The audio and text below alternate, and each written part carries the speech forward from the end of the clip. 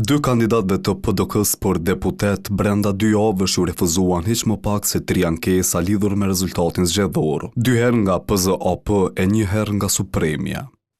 Por përkundër refuzimit të vazhdueshëm, Bekim Haxhiu e Qendrim Kryeziu vazhdojnë të mos heqin dorë nga kërkesa për rinumrim të plotë të votave të kandidatëve të PDK-s tash në afallin e ri të ankesave.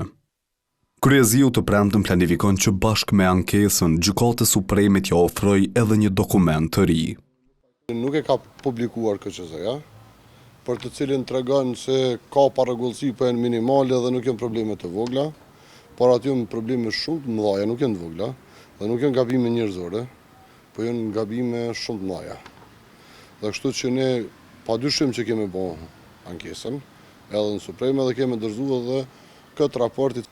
Të njëjtin dokument paralajmëron që do të bashkangjes në ankesë edhe Bekim Haxhiu, i cili po ashtu të premten do t'i drejtohet Supremes.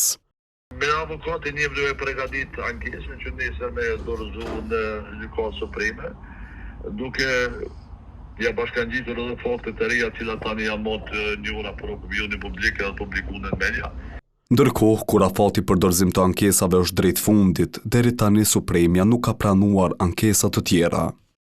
Megjithatë, edhe subjekte tjera politike apo kandidatët kanë kohë veç deri të premten pasdite për dorëzim të ankesave. Pastaj, Supremja i ka dhe 30 kohë për trajtim të rasteve, gjë e cila do t'i japte rrugë certifikimit të rezultatit, i cili është parashikuar të ndodhë më së largu më 6 korrik.